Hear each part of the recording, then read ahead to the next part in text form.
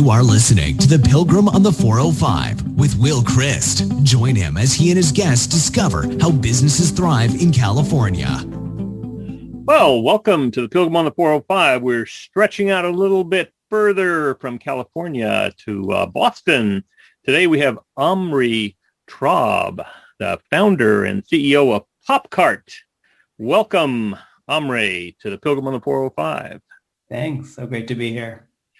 So tell us, what's Popcart? So Popcart is an online shopping assistant. I think it's interesting to think about how we came to this idea maybe 3 years ago or so, because at the time it felt like a really pressing need for this kind of technology. But I have to say that in the last year, ever since the pandemic, it really took off with the rest of online shopping. So if you allow me, we'll start from the beginning. Is that Sure, absolutely. So I come from a technology background. I've done it's my third or fourth software startup, depending how you're counting. Most recently, I was doing big data analytics after Oracle acquired my last startup. And in all of this, I found myself really falling in love with Amazon again. About 3-4 years ago, my wife went back to work full time. We have young children at home, and I just found myself ordering new things on Amazon that I hadn't ordered before. I think paper towels, snack foods. There's like incredible convenience. And I've been an Amazon user for, 25 years now or something. Right. But I started playing around with some of the data, being a data geek myself. I downloaded my purchase history. I got information from my friends. And I realized that when I was reordering items on Amazon, it was like rolling the dice every time. And I think the light bulb went off in my head when I noticed in data from a friend of mine that he was on subscribe and save for Kleenex tissues. Ordered it, I think 7 times in 1 year. 3 times he paid $50. It's this mega pack of tissues. That's the going rate. But 3 times Amazon charged him $80. And then 1 time Amazon charged him $104. Okay, so same items. We'll talk about maybe marketplaces and third parties. But this is Amazon first party. So Amazon selling them directly the items. And the thing is, he didn't even know about it because he was on autopilot. Subscribe and save. You think I locked in the price. It's Amazon. Even if the price changes a little bit, how far could it change on right. Kleenex, right? And that was really eye-opening to me about what algorithmic price setting has done to online commerce and how we as consumers, definitely sometimes benefit from it when the prices fall, but how much money we could be throwing away by really not paying attention to what's going on with pricing. And that's the genesis for the Popcart idea. Very good. Very good. So how difficult was it to put this together? It took quite a while because what we set out to do was at a pretty large scale, put together competitive price information about these everyday goods, from toilet paper and paper towels to shampoo or hand soap, and systematically look across the different retailers. We started with Walmart and Target and Amazon. Those 3 are very competitive with each other right now. And we found incredible opportunities to save people money, especially when you consider the prices on a per unit basis between comparing the different packaging variations. So we did that. We put together the technology infrastructure with that. And then along the way, we kind of had the epiphany that while this is very relevant for the everyday items, of course, we can also do this for everything that you shop for online. And that's where we expanded Popcart to include anything from electronics and toys and apparel and furniture. And I think one of the joys for me of using this service is really kind of the dopamine hit of looking to see the price spreads that exist online. Right. Because, we sometimes we take it for granted. Like I'm shopping for Legos for a kid, on Target, and Star Wars Legos at $50 sets. And you think, oh, that's a good brand, right? $50 sounds reasonable. And then Popcart pops up and says, no, you can have it for $15 less on Walmart or something. And so to me, it's just an observation about the power of branding and how willing we are to kind of believe at some level any price that you tell us, as long as we have some trust in the retailer, like these, important retailers. We're not talking about, used items on eBay here. but how it's through the systematic putting to use of technology to automate, and we do this instantaneously, we don't make you wait for this, automate checking the prices across those retailers, that we can find you those saving opportunities, but also give you kind of further insights into what is an item really worth. Should Legos be $50 or $30? It's through the comparison that you really get to the crux of that. I think you put your finger on it earlier when you were talking about ordering online. There's a dopamine hit in ordering online. I found it. I bought it. It's going to be here tomorrow. There's something about that feels very good. I think that when using Popcart, when I get it less expensive, then I have somehow I've used the system to get beyond. When somebody wanted me to charge me $50, I wound up paying $25. There's another dopamine hit there. That's right. And I think that we've talked to so many people in this startup journey of ours about how they shop and how they think about deals.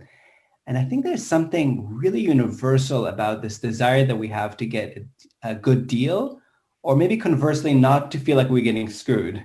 And that extends across gender, male, female, across socioeconomic. I've talked to people who are living, more or less paycheck to paycheck, all the way to, venture capitalists who are making, millions of dollars. Right. But it's this drive to get a good deal and to try to outsmart the retailers. That's it. It's to outsmart. That's right. That's where I think the dopamine hit comes from. I've done something that this big company, I've done something to get what I want, because you're not talking about we're going to get a cheaper thing. We're going to get exactly the same thing, right? Just for less expensive, less money. That's right. And I think what we've seen over the last, with Amazon, 20 years, but with e-commerce taking off, is these retailers like Amazon or Walmart or Target or Wayfair putting incredibly sophisticated technology to use in trying to figure out what the best price. It's a fascinating case of microeconomics and supply and demand curves. And the prices on Amazon adjust definitely multiple times a day, sometimes by the minute. Yes. And it's just unbelievable to study one item that you might be interested in over time and see just how much price fluctuation there is. So they're using technology and, we are the target, right? They're kind of gaming us. And I feel like with Popcart, we've tried to flip a little bit that power dynamic and say, look, we can put equally sophisticated technology, but we're going to put it at the hand of the consumer so that we have this agent on our side watching prices over time. And we can talk for a moment about some extensions we've introduced over the last 6 months to alert you about price drops and all the rest. But fundamentally, it's about finding the price spreads, the best price, and giving you that shopping advice as you're looking around. It's the gamification of consumption. Yes. It's to get what I want, I could go down to the grocery store 3 blocks away and I can get what I want. Or I can sit here in my house and I can have the fun of having somebody bring it to me. And when it comes tomorrow, that is exciting. There's something about that I command and it comes. That's magic. It's dopamine. It's fun. And so what I hear is consumption is becoming a technological video game.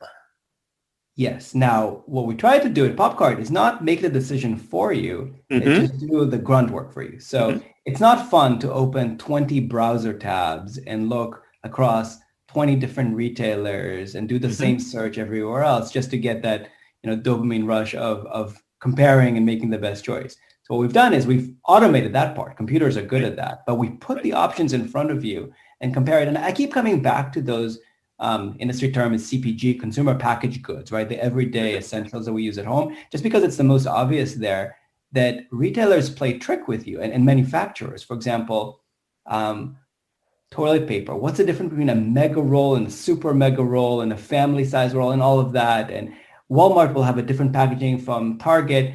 It's unbelievable when you reduce it to the unit price, the insights you get. The biggest roll is not necessarily the best deal. No, you don't necessarily have to buy in bulk. And if you compare it on a per unit basis, you could be paying, 10x the price for something that on paper looks like a good deal, but it's not. And so that's what, again, we geek out on the data, and I don't mean to suggest that you have to be a data analyst to make use of this. It will just be we find you a better choice. But if you want to delve a little deeper and you look at what's going on between those retailers, especially when you make variations in the packaging, it's fascinating what you find in terms of the fascinating, price. And it becomes a game. Exactly. It becomes entertaining. I mean, exactly. The difference going down to the grocery store and looking at, in our grocery stores, we have, sometimes it's per ounce, and sometimes it's per sheet, but they've broken it down into unit prices so that it could compare them. That's a kind of an interesting game, but that's kind of work. But online with Popcart, right. it's just another button to push in my video game. That's right. And I have a lot of respect for people who in, yesteryears used to go and look at the circulars every week and try to figure out which grocery store carries the best deal that week. I feel like the modern version of that is the automation that we bring so that you can pick the best store. And we're not going to send you again to an eBay or to an unknown store that maybe will get you the item in 3 weeks. It's all 1-2 day shipping these days. Everybody's followed Amazon Lead. Yeah. But there's a real opportunity if you're willing to be flexible about where you're getting the item or when you're getting the items, because sometimes it's worth waiting. Well, and I'm going to go so far as to say it's not always about saving money. It's about having the fun of getting a lower price. Right. So now let's fast forward a few months ahead, right, to the pandemic. And this is now we're kind of celebrating, if you will, the 1 year anniversary of lockdowns here in the US. And I remember vividly last March, where as we were going to lockdown, all of a sudden everybody was, there was a rush on online supplies for toilet paper, Clorox, wipes, Purell. Yeah. We all remember this, right? And then I feel like the pandemic has brought sort of the best and the worst of online shopping out. The best part is it was safe, right? We don't have to go into a store. And, we've gotten these heartfelt thank you emails from customers at that time saying, I'm a single mom with a baby. I feel so much better not having to go to 3 different stores looking for these essentials. So really online shopping, Popcart, I don't take responsibility for that. It's really come through for us, but it's also brought the worst aspects, namely the price gouging that was happening. Right. So let's talk about that for a second, because I think that, again, it's something that we haven't really noticed, but there was a shift in the last 5-10 years on Amazon to the point where more than half the items sold on Amazon.com are actually not sold to you by Amazon. They're sold by a third party. Right. Unless you pay real close attention to the sold by and shipped by lines next to that buy box on Amazon, you may not know that or know where you're getting what you're getting. Now, some of these third-party sellers are great, large brands or even large businesses that are reputable and just fine. But then sometimes there are people like you and me who are trying to make a buck and manipulate the system. So there's a whole host of practices that we can discuss and kind of catalog between drop shipping and dynamic price setting. But the bottom line is that you don't always know where you're getting it from, when you'll be getting it, or you can't always trust that the price is a fair price. And we saw that when the pandemic first hit. Yeah. And so, but back to the lockdowns, what happened is started seeing severe shortages not in my memory in the US have I experienced this online. We've gotten used to, like you said earlier, getting what we want when we want it, 2 days later. So all of a sudden our friends started calling us at Popcart and saying, can you help me buy toilet paper? Because we were sitting on this database of essentially real-time data about where these items are available. And we started buying them for their friends. And then we thought, hey, what are we doing here? Why not open source this? And we built the service that basically was a real-time feed that you can subscribe to for a product you need.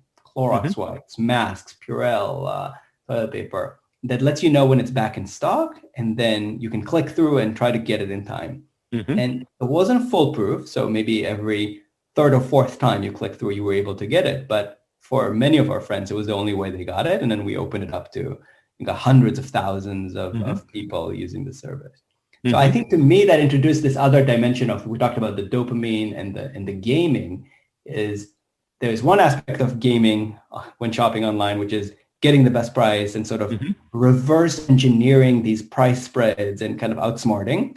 Right. And then there's the dopamine hit of, there's something I really want, which is, Clorox wipes a year ago. And then in this holiday shopping season, it was a PlayStation 5. Yes. Right. If you follow that, of course, but it was that dopamine hit of kind of jumping to the front of the line and being able to secure that limited commodity when it was so difficult to find it online. And that's, again, when we found that we can bring technology to bear on that problem in a really interesting way.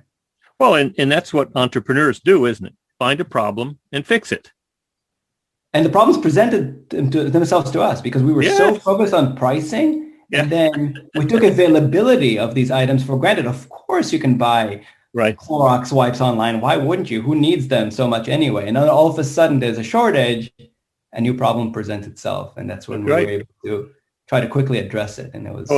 my wife, when toilet paper was not in our grocery store, she was online. And when she couldn't get it there, she wound up getting all of these little rolls from China that took 2 months to get here. But now we have 6 packages of these tiny rolls of they're good toilet paper, but they're different. They don't go on a rack. It's a very different experience. But it's very interesting to see how this whole online shopping, because once you start shopping online, you're really shopping globally. Yes, I've had the experience of getting items from China, a month later, and I wasn't even aware that there would be that kind of shipping delay. I bought some things 2 months before Christmas online. They were very inexpensive, but they were stylish and cool. And I bought them for my daughter and my granddaughters and my wife. Well, Christmas came and I had to say, well, we've got all these other presents, but we're going to have the 12 days of Christmas, and you're going to get a present every day because I was waiting for those to come, but they finally did come. Right. But it's amazing. It's amazing. It's not like, we're going to China now. It's just buy it here, and wherever it comes from, it comes from. It's amazing.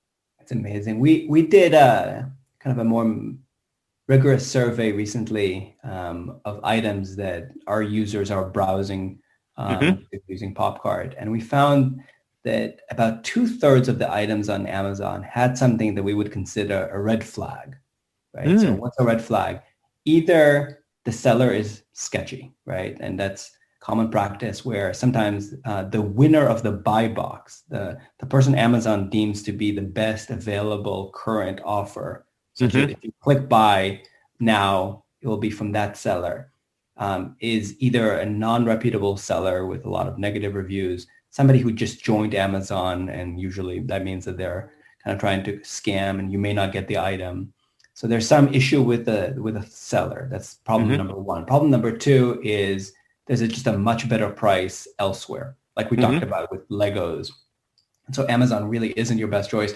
And then problem number three is it's just not a good price. If you look at historical prices, even going back 30 days, this item is significantly above the average price, and maybe waiting a few days or a few hours will net you a better price. And so that's kind of what's motivating us to use Popcart and to really think of it as a shopping advisor for you. Again, because the retailers are so technologically sophisticated, this is technology on your side that tells you where to buy, when to buy, and from whom, which retailer and which seller are you really buying from, and just to make you a more informed shopper, not to say that you have to do it one way or another, or if you want to pay more for an item and get it now, that's fine.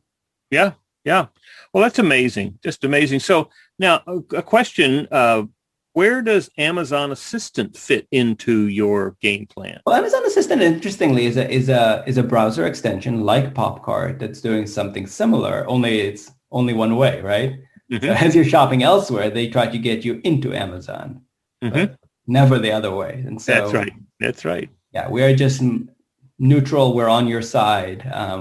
And some other extensions out there doing something similar have a hidden agenda. Sometimes they would send you to an eBay listing. I wouldn't buy most stuff like that from eBay, but we just give you the best deal, regardless of whether or not we have some sort of an affiliate marketing relationship with the retailer. All right. So talk to me about startup. Tell me about financing. I mean, businesses, entrepreneurs have great ideas, sometimes stumble because they can't get the financing that they need. So tell me about how you got started finance-wise with Popcart. Well, in that regard, I think we've been really fortunate. We're here in the Boston area, and I have a very large network here in the startup space, in the entrepreneur space, and also with venture capitalists. Again, I was a part of this amazing team at a company called Endeca, which in 2011 was sold to Oracle for over $1 billion. It was one of the largest exits here in the Boston area. One of our advisors and investors is Paul English, who's the founder of Kayak, the travel comparison site. And so we've just had the good fortune of being connected to that venture capital community. And so basically, as soon as I found my way out of Oracle and decided that I wanted to start a company, I ended up joining one of the venture capital firms here in Boston, CRV, as an entrepreneur in residence, where they just kind of incubated the idea for about 6 months. And when we developed enough conviction that we wanted to build this tool, they immediately just wrote us a check for a seed level of funding, which was enough to get us started. Very good. I know that's not the same for everyone, but what I will say is, compared to when I started out my career in the late 90s, the barrier to entry for startups has gone down tremendously. Right? With cloud computing, you can, if you presses of a button, launch incredibly powerful compute on the cloud, and make your dreams come true with coding in a way that 20 years ago, there you go. Well, I was going to say the same kind of thing. This is the book that I wrote. I just published it a couple of months ago, but I was able to write it on Google Sheets or Google Docs, imported the style into it. I wrote 10,000 words in 2 weeks, 500 words a day, right? 10,000 words. And then within 3 days, it was up on Amazon. And I see it physically, right? Not just an electronic copy. No, they did it. It's print on demand. Yeah. I don't have to have an inventory any place. It's just, I went up there, popped it up there. The next day, people could buy it. And I can buy it and ship it to people through Amazon. Yeah. And plus the ebook, it's there immediately. It's amazing the kind of things that people can do today. And it's not just do-it-yourself hobbying. You can really produce products and services online so much easier. Yes. And especially now that I'm paying attention to online shopping and e-commerce, there's an incredible rise in what's called a direct-to-consumer movement, right? If you can imagine a product, a kind of product, and you can make it, often by having a design that you can ship off to some factory in China, you can bring it to market with a shiny storefront on a site like Shopify, and really be up and running in just weeks. And it's all about marketing and branding, like we discussed before. Make it look great and shiny, and often you can be very successful. Yeah. Well, I designed the cover myself on Canva, and it took me an hour. Boom. Great. And Alibaba will manufacture anything you want. Right? It's amazing. So talk to me now about what's your business plan? How do you make money? I mean, I don't pay anything for Popcart. That's right. So at the simplest level, every time we refer you to a website, we get a small percentage of the purchase when you make it. That kind of relationship is called the affiliate model, Mhm. and it's been in Okay. place for many years. Again, I just wanted to emphasize that we don't bias our results at all by that relationship. Mhm. For example, Amazon is not paying us any money, but we still include it in Mhm. our search results. I think longer term, what happened just over a year ago is that a competitor of ours, a comparable product called Honey, which I'm sure Yes, your very listeners are much. familiar Yep. with, because they have really brought this idea of this shopping assistance browser extension to the mainstream. They got bought by PayPal for $4 billion. Ah, That was eye-opening for us, because we dream big, but I think that and a lot of people, discuss the price there and was it worth $4 billion? But I yeah. think it just goes to show how hot this area of online shopping is and how Yeah. valuable it is to have a tool that has become popular with a lot of consumers Right. and helps them on that path to the purchase. Yep. And I'm sure you got a text immediately from Paul English saying, "Hey, look this." I did, and for my investors as well. So not promising anything yet, but Well, Honey been around for a while. Honey had And been around for a while. They did something really smart, which is they automated that process of trying out the checkout codes, right? Mhm. So Mhm. you don't want to be the, last idiot on the internet who doesn't know about the Save Right. 25 code. Right. Right. But I think the interesting observation about that is that, again, speaking of dopamine, it's a great rush when you get 25% off. But I Mhm. think what we're not programmed to see through is 25% off of what? Oh, yeah. So Yes. that's if it's 25% off of a really high price, it may not be a good deal. And what we see in Popcart all the time is for that, instead of that 25% coupon, we can actually find a different price on a different retailer Oh, that's yes. 40% cheaper all the time. Yep. So Yeah. coupons and checkout codes are part of the answer, but I think that a systematic price comparison like we're doing is actually nets you a whole lot more savings than promo Well, codes. let's talk about your path forward with Popcart, but also talk about the environment. Now that we are looking at having herd immunity, maybe by July, August, September, Yeah. I don't think people are going to quit getting their dopamine fix from buying online just because they can go outside now. I think that's right. I think that, some experts are saying that online shopping, e-commerce has been accelerated by 5 or 10 years by this pandemic. Mm-hmm. And that feels right. These behaviors that we learned are not going to be unlearned anytime soon. Lots of Mm-hmm. people who were shopping online started shopping for all these, essentials like these toilet paper or paper towels, and they're going to keep doing that. Mm-hmm. We have a lot of Popcart customers who are really first-time online shoppers, older consumers who really haven't had a good reason to try online shopping, and now, like lots of us are. You got muted, Omri. Yeah, I'm sorry. 1 second. Okay. So excuse me. I think that's here to stay. And I think Yeah. that even as people come back to stores, what we are following as a trend is what I'll call the hybrid model, right? Where we may be doing the research and completing the purchase online, but we actually picking up an item at the store. And that's the industry parlance for that is click and collect. Mm-hmm. I think different retailers call it, curbside pickup or store pickup.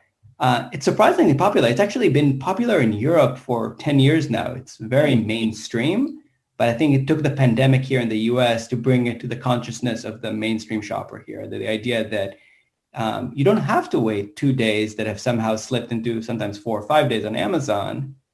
You can actually buy the item right now and then drive to a Home Depot or a Target or a Kohl's or one of those retailers that has so many stores available near you. Best Buy is another example. Mm-hmm. And you can pick it up within an hour. So that's kind of this hybrid model where it's a digital shopping, online shopping experience, but a physical experience of picking up an item. And I think we'll see more of that play through. How about the reverse? I'm going into a Best Buy and I see the price, I can take a picture of it, and Amazon will identify the picture and give me a price comparison. Yeah, it's funny you should mention that. We're actually working on a version of a Popcart mobile application. That's what I was going to ask, if you had one, because that is my comparison shopper in my phone. Yeah, interestingly, nobody has really gotten comparison shopping right on the phone. We have some tools already on the desktop computer, like Honey, a tool from Capital One called Capital One Shopping, formerly Wikibuy. Well, yes, yeah. Nominally, competitors of Popcart. Again, I think we do price comparison much better than they do. They're very focused on that coupon code checkout. But nobody has really gotten that right. There's a kind of green field opportunity as we see it on mobile. So we're going to be introducing a Popcart mobile app within the next couple of months that addresses that. And one of the features is going to be a barcode scanner. So again, another kind of dopamine gaming rush where you're in the store, Best Buy or Home Depot, wherever you are, and you scan an item and you can instantly know where you could buy it online, often for a lot cheaper. Or what other store you could buy it right then and drive over and pick it up. That's right. Yeah, well, that's wonderful. Well, what else do you see in the future for the marketplace? So we talked about the rise of the whole direct to consumer, right? Where sometimes it's people, entrepreneurs like us coming to market with products. I'm seeing more and more in the space of e-commerce, brands taking control of the experience. Nike is a high profile one that pulled out of Amazon after many years of experimenting with their presence on Amazon. You can still buy Nike items on Amazon, but it's resellers or third parties, and really trying to have people shop on Nike, and it's a much better shopping experience. So I think brands are realizing that they can have more control over the shopping experience, and consumers are starting to go there. I see Popcart playing a role because whether we like it or not, Amazon is still the de facto starting point for most online shopping searches. Statistics is more than half the searches start on Amazon, not on Google, not directly on a direct-to-consumer website.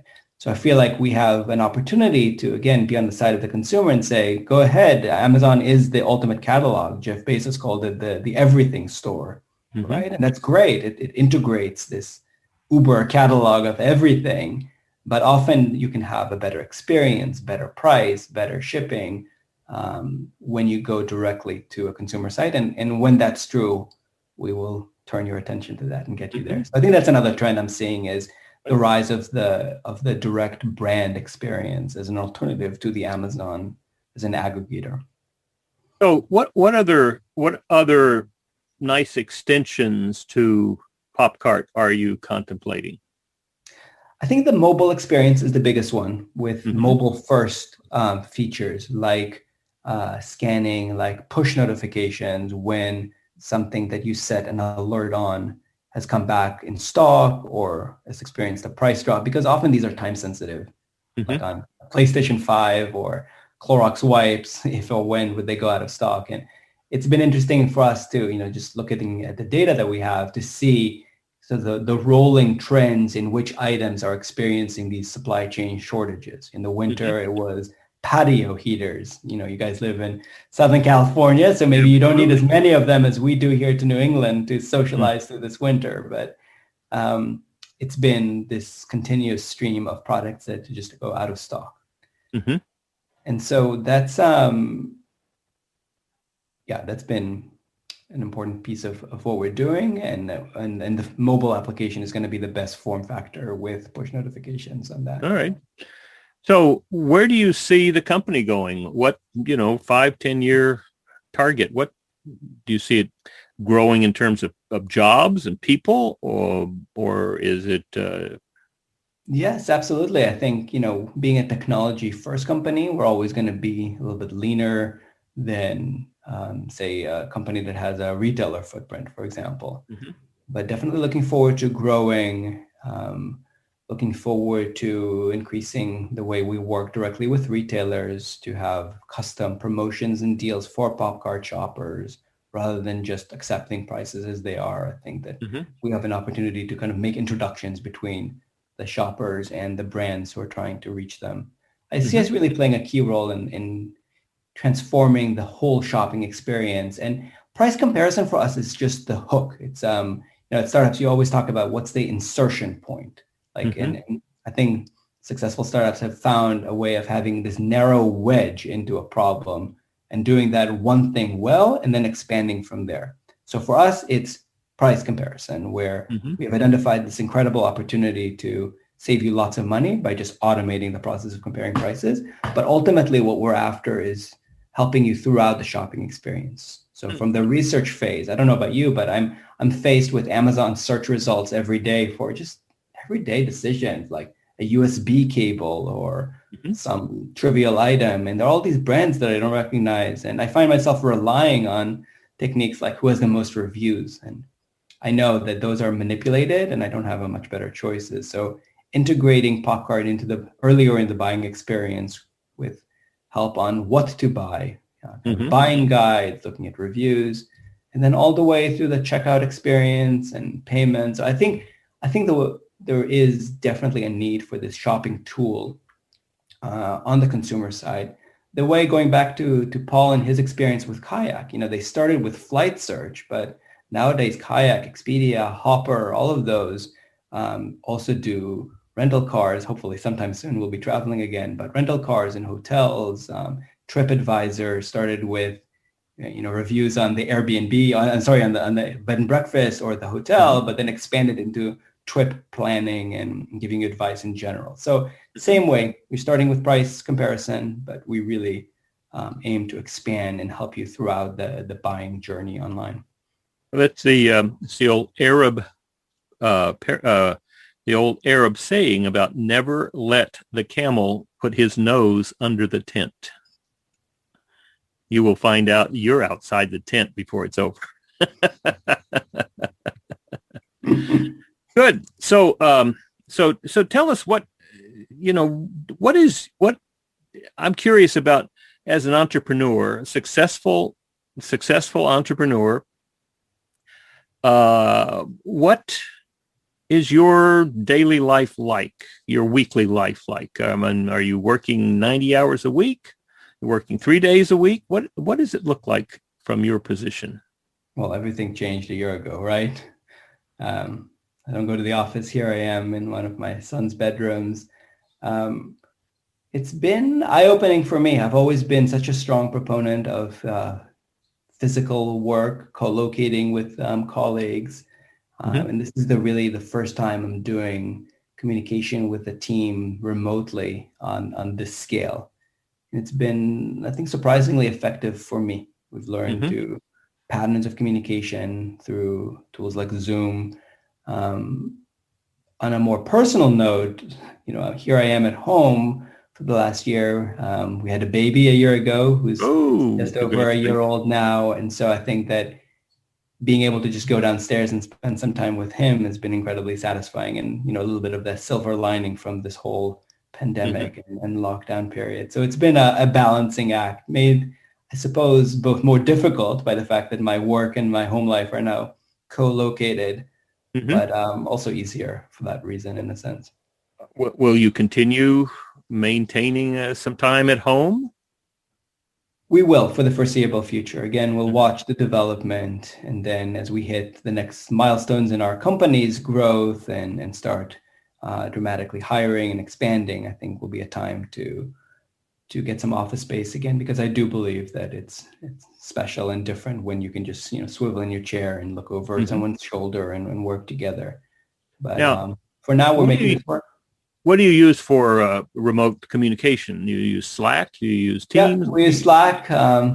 Amazing how that transforms the communication. I really try not to use email at all these days. Right. Because it's there's a record. It's conversational. It's so effective. Excellent. Well, what would you like to? How do people find Popcart? I mean, or what's your marketing thing? And do you have some way of letting it rain down on people so everybody has a chance to use it? It will be an immersive experience. We'll find you anywhere and sell you popcorn. No, kidding. Head over to popcart.com. Hopefully you'll find it useful. Again, as a browser extension. Watch out soon for our mobile application that's coming. But Good. I think it's the best way to find out more. Well, if somebody wanted to talk to you about Popcart, wanted to integrate it with something else, or wanted to talk about investment, where would they get in touch with you? Shoot me an email. I'm Traub@Popcart, or you'll find a contact form on our webpage, and we'll get in touch with you. Excellent. What would you like to tell people as we finish up? What would you like to leave people knowing? I think what I'd want for people is to open their eyes a little bit when they're shopping online. I think life is so busy, and often we shop in the margins of our day, make quick decisions. So I just think it's important for people to be aware that while in 2021, it feels like the golden age of online shopping in terms of the availability of everything, it's also the case that things are much more complicated than they have been even a couple of years ago, and they ought to be paying a little bit more attention. So I think with a little bit of caution and maybe some help from a tool like Popcart, I feel like online shopping is this incredible asset to us these days. But I think that it's worth just paying a little bit more attention as you shop. Great. Well, it's been wonderful. I'm so glad to meet you, Omri, and wish you all the best. And I'll be popping along with my Popcart application. It's online, and I've already seen that there are places where I could save money. Thanks, Will. It's been a pleasure. Thank you. Take care. You've been listening to The Pilgrim on the 405 with Will Christ.